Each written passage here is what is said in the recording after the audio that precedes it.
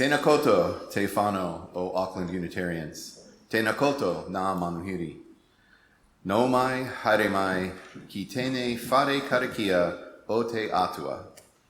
Ko John DiLeo toko inua. No reira, tēnā koutou, tēnā tato katoa. Welcome all, church family and visitors, to this place of worship and fellowship made sacred by Auckland Unitarians for 120 years. Welcome also to those joining us remotely or watching the recording at a later time. My name's John DiLeo, and I'll be leading our service today.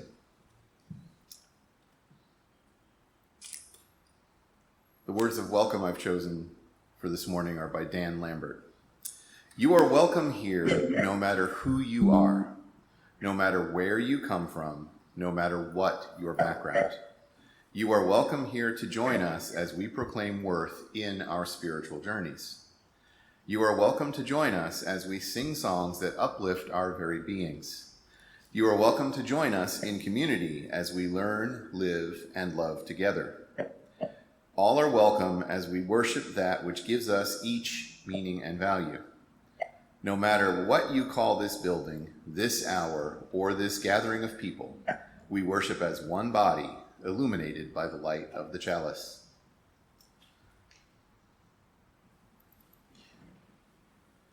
A brief quote adapted from T.S. Eliot.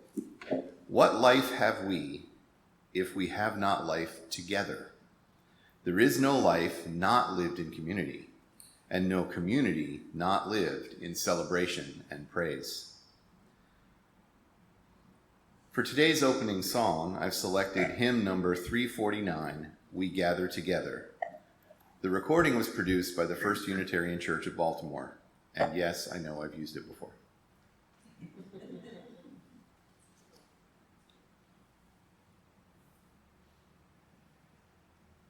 We light this chalice to find inner peace, love for each other, and faith in ourselves. Also, to be welcoming to whomever we meet and kind to all living creatures. So gather around this light of hope as we share this time together. If you wish, you're welcome to recite with me the covenant of our congregation. Love is the doctrine of this church. The quest for truth is the sacrament, and service is its prey. To dwell together in peace, to seek knowledge in freedom, to serve humankind in fellowship, to the end that all souls shall grow in harmony. Thus do we covenant with each other and with our God. At this time, I'm going to play Spirit of Life. This recording was produced by the All Souls Virtual Choir of the All Souls Church in Washington, D.C., and includes the verse sung first in Spanish and then in English.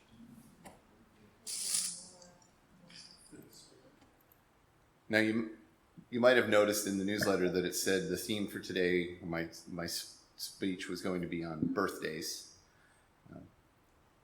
Actually, the title for my musings is, Why Do Birthdays? But nonetheless, for my intermediate song, I have selected a fairly well-known song by this lesser-known British pop band, The Beatles.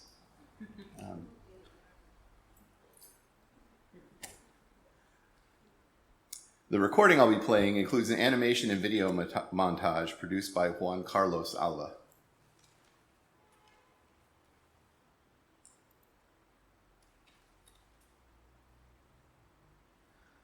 A little more energy than usual.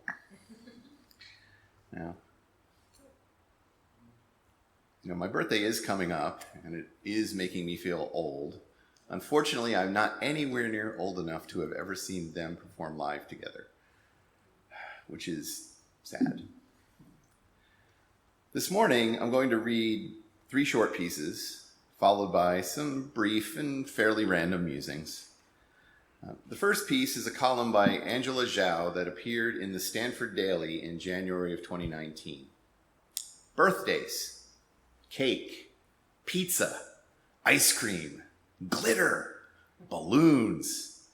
Just the very word birthday conjures up images of hyper, sugar-drunk children, exhausted parents, and the ever-present, enduring idea of hired Disney princesses, yes, we did that, who may or may not stage potentially traumatic crises in the middle of a darling child's beautiful, optimistically perfect day.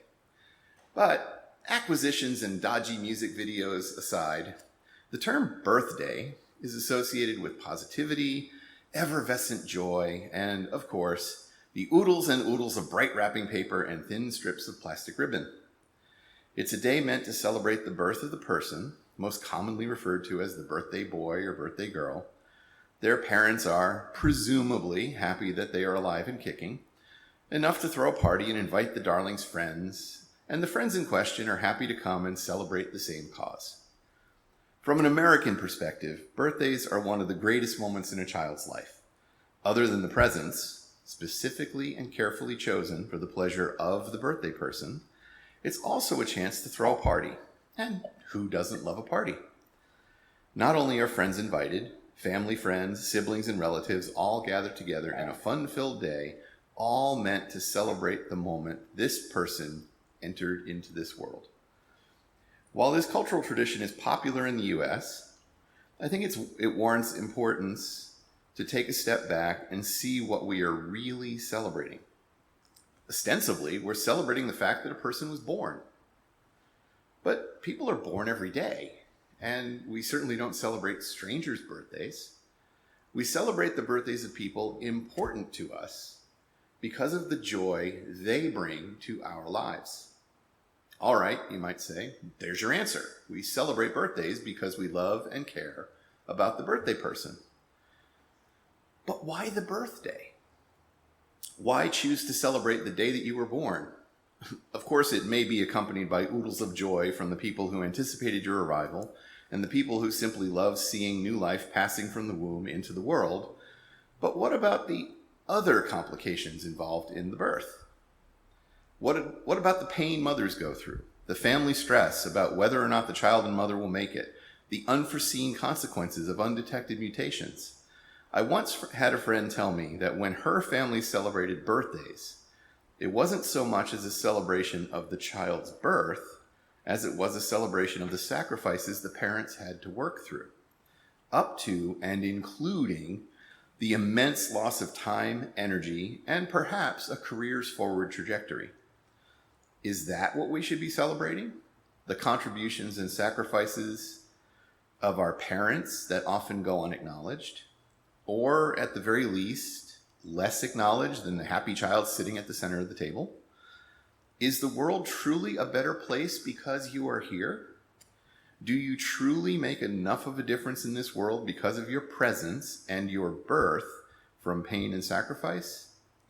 Or is it just another reflection of the self-aggrandizing culture and time we live in? Perhaps what matters is not whether or not you make a great difference, but that you have made enough of a positive impact to the lives of the people surrounding you that they want to come and celebrate the fact that you've been on the earth for another year, which is a truly lovely idea. The second item is a short blog post by Paraste, 5 Reasons Why We Celebrate Birthdays. I bet you have celebrated several birthdays in your lifetime. Whether it's your 16th or the 80th, you should celebrate it to the max. Things change as time changes, and hence there are several reasons why you should celebrate your birthday. First, birthdays are social. This is the perfect time to get all your friends and family in the same place. On the occasion of birthdays, our kith and kin have a chance to meet and interact. It's no secret that people are very busy nowadays. This is a perfect time to organize something that will get all your friends in the same place. Why not make it happen? Second, people have to celebrate you. You are here, and I think people, especially your parents, have to celebrate you. This is a day to bring them together and make all your family and friends celebrate you. It is important for all of their attention to be focused on you. Let your loved ones show you with compliments and gifts how much you matter to their lives. Third, you have a perfect chance to reflect on your life. Life is changing, and so are you. Celebrating your birthday gives you an ideal opportunity to reflect on those things that need a change too. If it's your 18th, 35th, or 70th birthday, you can have some time to reflect on what you have achieved so far or what you need to accomplish in the next year. Take this time to evaluate your life and make changes where needs arise. Reflect on the past and smile if some good things have happened, and make up your mind to achieve the best and to keep only the right people in your life in the next few years. Fourth, it's an essential phase in your life. Once your 18th or 40th birthday passes, you will never have a chance to celebrate that milestone again. Why don't you do it to the max today? You deserve the day, and also people need an opportunity to tell you to. Take that advice from friends and family seriously. Take the chance and celebrate like there is no tomorrow. Invite friends, cut the cake, eat it, and share some with friends and family. I bet this is what every person is looking for, and that's why they are in the occasion to celebrate together with you. And fifth, it's an expression of thanks. This is a day to celebrate birth itself. This is the time that you will reflect on your childhood and share some of the funniest moments with your parents. It is also one of the best days to be thankful to your parents for raising you up and taking care of you. It is also a chance to thank God for all the attention, mercy, and guidance. It is the only time when your past will intersect with your future. Celebrate your birthday and share birthday wishes like there will be no other chance to do so. Why don't you call all the impactful people in your life and celebrate with them? So if there's anybody out there celebrating their birthday today, happy birthday from me. The final piece is another short blog post, this one by Celine Chenoy on the Project Happiness website, and it expands the conversation to special occasions in general. Twinkle lights are the perfect metaphor for joy. Joy is not a constant. It comes to us in moments, often ordinary moments.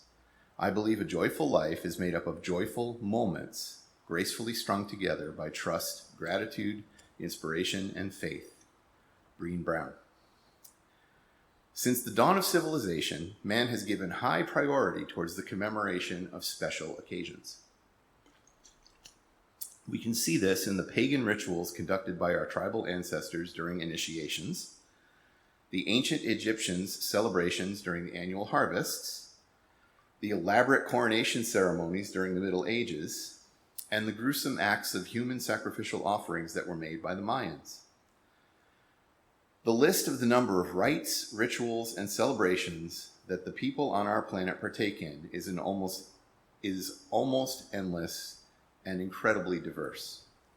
Commemoration rituals can be as simple as treating ourselves to a spa day after accomplishing something challenging at work, to a full-blown 3-day wedding extravaganza to share the happiness of our blessed union with our loved ones. All around the world, special events and celebrations like weddings are even led up to with great gusto. The market for invitations, save the dates, and other types of celebration reminders are prolific and extremely popular. In fact, there is a ubiquitous industry for the celebration of practically all mainstream holidays, such as Christmas, Valentine's Day, and New Year's Eve. Every culture, nation, and tradition has developed its own unique ways of honoring special occasions. Their customs and traditions are a direct product of their cultural background, history, religious beliefs, and even the geography of the region they live in. We see this in religious and cultural festivals around the world, like Carnival in Brazil, Chinese New Year, Oktoberfest in Germany, and Diwali in India. As eclectic as these practices are, if we take a closer look, we'll see that there is a common thread of themes that connect each and every one of them. We see that all of these occasions center on universal human experiences, such as love, sadness, joy, reverence, success, and sacrifice. No matter which country you visit, you will notice that we all rejoice in the same things. such as happy relationships, the birth of a child, professional or personal victories, and other milestones. Similarly, we all mourn the same things, such as losing a loved one or facing a major setback or disaster. It seems that, as a species, we are instinctively driven to honor the significant moments in our lives. There are deep underlying needs that drive us to engage in celebrations. As a result, we have found so many wonderful ways to meet these needs and create more meaning in our lives. There are, however, skeptics out there who perceive these celebrations as being fluffy, ostentatious, and prodigal. These practical traditionalists view these occasions with an eye of cynicism, preferring to maintain a stance of reticence and living their life in a moderate and simplistic manner. Somebody had a thesaurus out. Of course, everyone is free to live their life in a manner of their own choosing, but they would be missing out on a lot of life's goodies by excluding themselves from participating in gatherings that pay homage to the important milestones in life. Here are some significant benefits they would miss out on. First, cultivating a sense of community. One of the most opportune times to bond with our families and friends is during special occasions. Whether we come together to celebrate happy occasions such as a bridal shower or more somber occasions such as a funeral, we get a chance to connect with those we love and care about on a deeper and more profound level. Second, instilling a sense of meaning and significance in our lives. The unique rituals and practices that highlight important milestones, such as weddings, graduations, or birthdays, all serve an important purpose. Participating in the customary rites, cutting cakes and drinking champagne, connects us to the significance of the role that an occasion plays within the grand scheme of our lives. It instills a sense of reverence and appreciation for the gift of life and connects us to a more omnipotent force. Third, we will create lasting, fond memories. The human mind tends to recall memories that carry a high emotional charge to them. When we commemorate a special occasion, we are essentially placing a mental bookmark on an experience, thereby making it easier to remember in the future. The photos, videos, and other forms of memorabilia from those occasions serve as triggers that we can use to relive those pleasant experiences in the future. Fourth, it adds fun and excitement to our lives. Celebrations can be incredibly fun and provide us with the perfect opportunity to engage in the joys of life, such as dance, song, food, play, and laughter. Who doesn't look forward to the fun-filled occasions where we can let our hair down and take a break from our mundane existence? The little kid within us still relishes in the excitement of an upcoming celebration, and this is an emotion that we deserve to indulge in as adults as well. Finally, we take our place in the circle of life. When we commemorate special occasions, we are essentially connecting with our humanity and the commonality that we share with all those who have gone before us. We tap into the timelessness of the human spirit when we take the time to pay respect to the important rites of passage that were celebrated by our ancestors in yesteryears.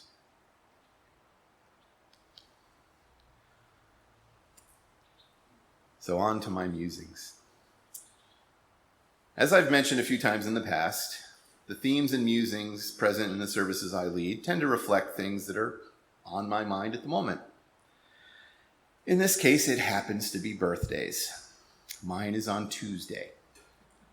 It also happens to be one of those milestone birthdays. I'll be turning 55. I think that means I can get an AARP card in the US. Ooh. We also just finished the multiple events that make up our children's celebrations, as both of their birthdays are in September. We've established a tradition within our family. On each birthday, we have a family dinner, which the birthday person gets to choose, along with whatever cake they want and presents from the family. This year's dinners were ham and mashed potatoes with blueberry cheesecake on Larry's birthday, and dinner at Archie's with chocolate peanut butter pie on Allie's. Personally, I'm looking forward to Korean barbecue on Tuesday. The kids then get to have separate celebrations with their friends. This year, there was an arcade trip for Allie and an afternoon at the climbing gym for Larry. Now, amidst our family's month of celebrations, we also saw commemorations of two very somber occasions. This was the 21st anniversary of the September 11th attacks in the United States. And the commemoration was highlighted by a remembrance ceremony held at the National September 11th Memorial Plaza in New York City. And part of that annual tradition is there at Ground Zero. The entire list of the people killed in the attacks is read in a very slow and reverent fashion. So it's actually a fairly lengthy ceremony, and it's been repeated now 21 times. Then we also, Queen Elizabeth II passed on September 8th, which triggered an elaborate sequence of ceremonies and rituals around the royal succession, as well as a series of commemorations and memorials around the world, including the memorial service in Wellington and the accompanying national public holiday just this past Monday. All of this got me thinking, why exactly do we put so much importance on marking occasions? Throughout history and around the world, people have created special days marking seasonal changes and annual remembrances of significant events, both victories and tragedies. They've grown to be steeped in tradition and ceremony and are sorely missed if they don't take place as they're supposed to. Witness the scramble this year in Auckland to mark Anzac Day without being able to have the traditional dawn gathering at the museum. To be clear, I'm not complaining about any of these things or suggesting that any of it stop. I just found myself wondering, why? Why are they so important? This morning's third reading summed up pretty well what I found in everything I read on the subject. They build a sense of community. They instill a sense of meaning and significance in our lives and society, and the society in which we live. They create lasting memories that serve as touch points we can look back on, and they help us connect with the broader human community through shared observance. On reflection, I can see that in my own life. My close ancestors did not fight and die in any of the 20th century's big wars. My grandfather was exempted from service in World War I because he was already over 30, and he was the sole provider for his wife and several children. Conversely, my father was 16 when World War II ended, so he was never old enough to serve, though some of his older brothers, whom I never met, did. My older brother did enlist during Vietnam, but he ended up receiving a medical discharge before he ever left the country. But still, I marched with my Boy Scout troop in the Memorial Day and Veterans Day parades every year. I remember bits and pieces of those events even now, 40 years later. I felt that sense of community and shared experience as residents of a small Connecticut town gathered to commemorate those wounded and killed while serving their country on foreign shores. Even though I had no direct connection to those being commemorated, I still felt the bond we all shared in marking the occasion.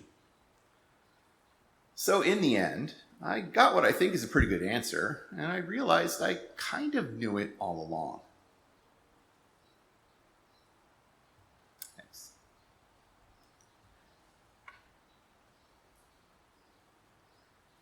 Now we'll proceed to close.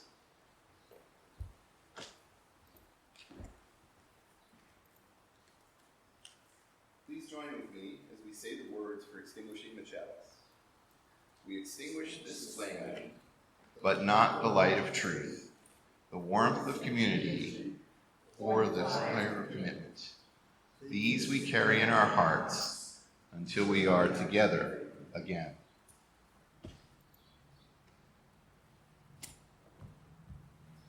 For our closing song, I've selected hymn number 347, Gather the Spirit. This recording and I believe the vocals are by Michael Tacey.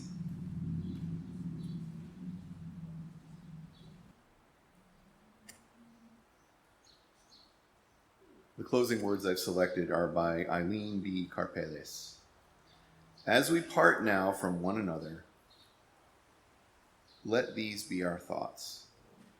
If that which is most holy lies within the human person, and if the greatest power in the world shines flickering and uncertain from each individual heart, then it is easy to see the value of human associations dedicated to nurturing that light: the couple, the family, the community.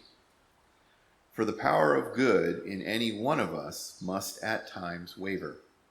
But when a group together is dedicated to nurturing the power of good, it is rare for the light to grow dim in all individuals at the same moment. So we borrow courage and wisdom from one another to warm us and keep us until we are together again. Now we're going to spend a bit of time in breakout rooms. We'll divide the online participants into groups, and the in-person participants will form, looks like at least 2 groups here. After you've had some time to discuss things, we'll close the breakout rooms and hold the Zoom meeting open for a bit so everyone can chat. And here are a couple of questions to get the discussion started. What are some of the most important occasions you commemorate in your life or within your family? What are important occasions in our life as a congregation? How might we make the commemoration of those occasions more impactful? Mark, set.